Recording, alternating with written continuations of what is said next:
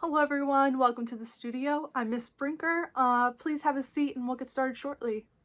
Thanks so much for waiting for me, everyone. Today we're going to closely examine the concept of home through the medium of printmaking. What does home mean to you? Kind of keep this idea in mind as we're viewing artworks from artists who work in printmaking and how they express their ideas of home as part of their personal and national identities.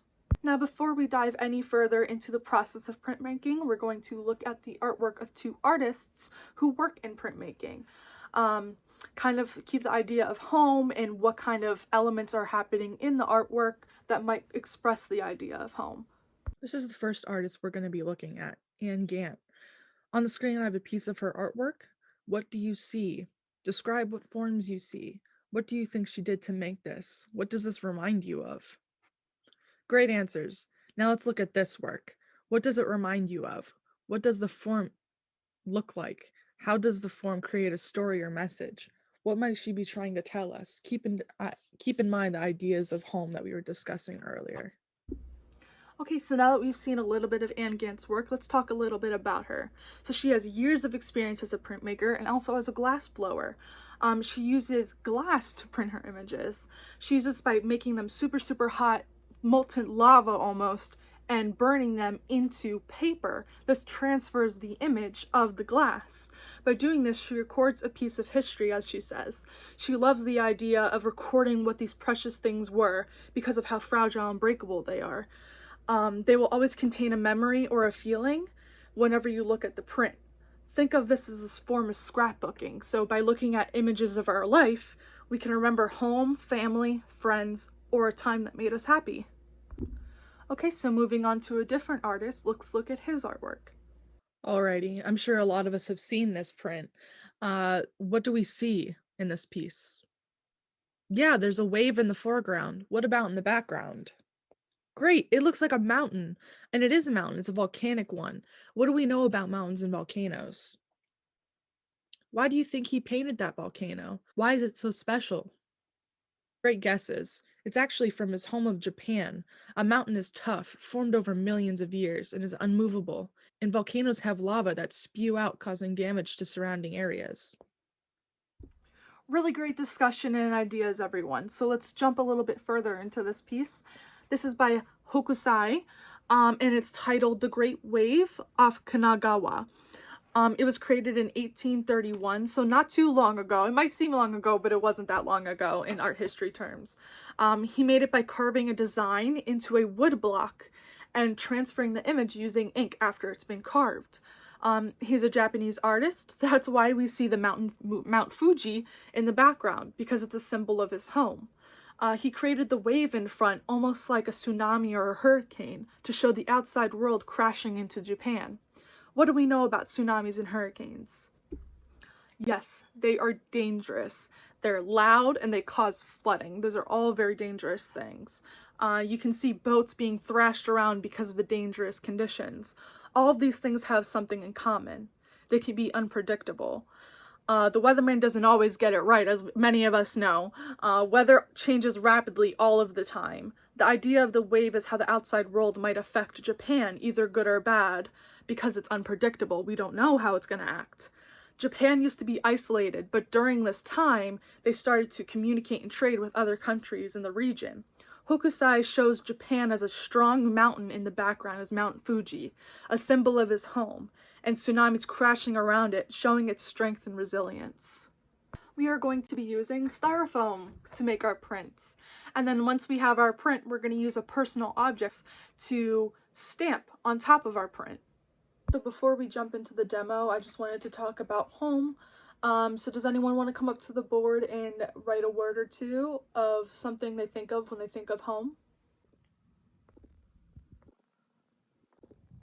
Let's see what kind of answers we have up here. We have family, yeah, house, pets, sleep. That's funny, but I relate. These were all really great ideas. What we want to do for our project is to create a drawing on styrofoam that represents our definition of home. Like Anne's images, our lives are precious, our time is precious. There's a saying that home is where the heart is. And for this project, I want you to think of that and something that reminds you of home. It doesn't have to be a house or a place. Some people said family or pets. It can be an object, a person, a memory, a feeling. What does home mean to me? Maybe your family is your home or music is your home. What is something that makes me feel comfort and happiness? Now that we've kind of warmed up to the idea of printmaking and talked a little bit about home, let's go back to our seats, get a paper and pencil, and sketch or brainstorm just a couple words down of what we think of when we think of home. All right, everyone, put your pencils down and let's go over to the demo table where I'm going to show you how to start your project. These are all of the materials we are going to be working with this project, and I'm going to go in depth a little bit on each of the material, its uses, and the safety precautions. First thing to talk about, the brayer. This is really important in printmaking. This is what helps us to create an even layer of paint from our design. Safety with this thing. When you're using a brayer, make sure that when you're applying pressure that your other hand isn't in the way, because this could be a problem right here. This might run over your fingers. Next thing is styrofoam. This is a big old sheet of styrofoam, pretty thin. This is what we're going to be carving into with our pencils. This translucent thing is a plate. This is where we're going to be putting the ink on and spreading it down with our brayer to get the ink on our brayer. Here is just a few acrylic paints from the big bin of paint. Keep this away from your clothes and away from your eyes. So an idea would be to roll up your sleeves, and if you get any on your hands, just wash them. Next, we have our pencils, what we need to draw and carve into our styrofoam. Doesn't matter which kind of pencil you use here. I have mechanical and normal lead pencil. Make sure that when you're using your pencil, mechanical is not so much of an issue, but when these are sharp, they can be dangerous. So make sure that you're aware of your surroundings when you're using your pencil. Here's some water, kind of just to experiment and see what it does with the paint. Watercolor paper. You hear that nice little wiggle? That's because it's super sturdy and super heavy, so it allows us to get a wet piece of art without wrinkling or ruining the pages. The last important piece for after we make our print is our found object. For me, I chose a DVD. I think a DVD represents me really well. I love movies and TV. Growing up, all I did was watch movies and TV. I connected with the characters, the plot. I met a lot of people because of our same interests in movies and TV. I made a lot of friends. Me and my family connect over these movies. I feel like they're a piece of my identity because of the connection that I have with them. It is important when you're choosing an object that it's not precious. By this I mean very valuable items like jewelry, money, glass, or anything that might be missed because you're going to be putting the object in paint. Instead of these things, think of something perishable or something that's not important that can represent a part of yourself. Or piece together a few objects to stamp something that looks precious. For example, if you're thinking of a crown or a piece of jewelry that represents you, what shapes or non-important items could you piece together to make that image? When you have your object and I approve it, start stamping it. See what kinds of patterns and shapes you can make. Here you can see I did a few experimentations with my DVD to see what it could do. I used black and white, applied different pressures, used different colors, and even rolled it a few times to see what kind of patterns I could make. Alright, once you have your design sketched and chosen, you want to transfer onto a piece of foam.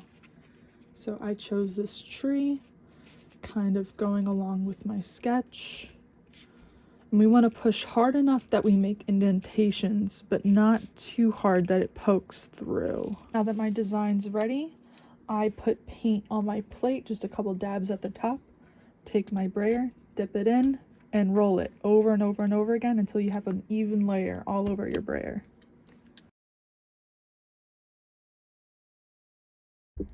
Now we have an even layer of paint. Make sure your watercolor paper has your name at the bottom of the back. Apply the paint to your design.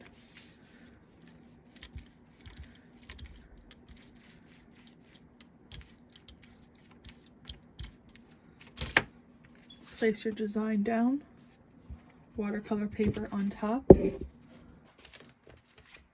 and apply even pressure all throughout your paper.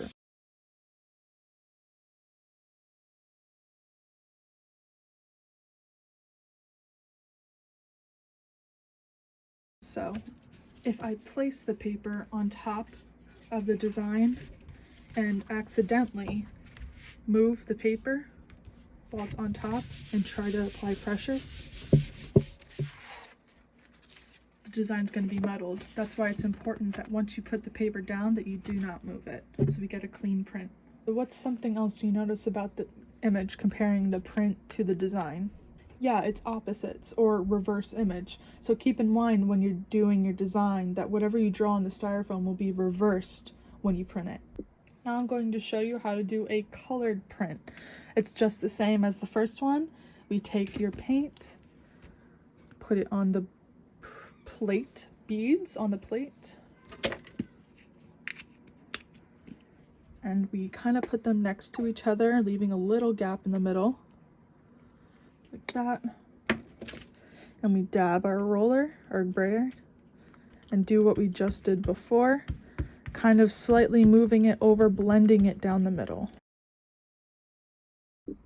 Now that our brayer is evenly coated, put it on our design.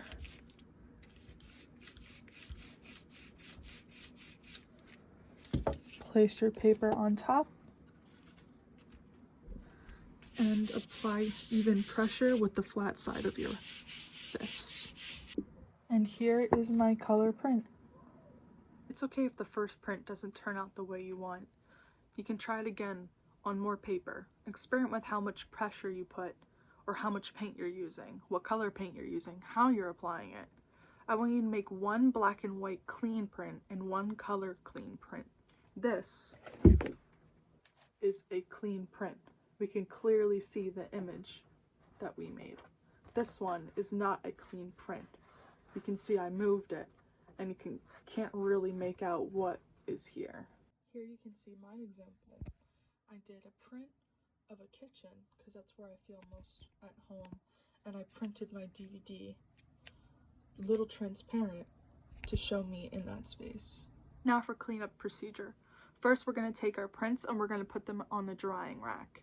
Then we're going to take our brayer, brushes, foam, and our plates over to the sink. We're going to wash it with soap and warm water. It's easy to remove because it's acrylic, it's water-based, and it's easy to wipe off.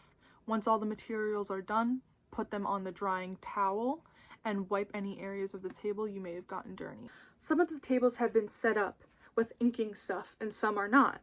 If you are sketching or drawing your design on foam, you'll be at a dry table.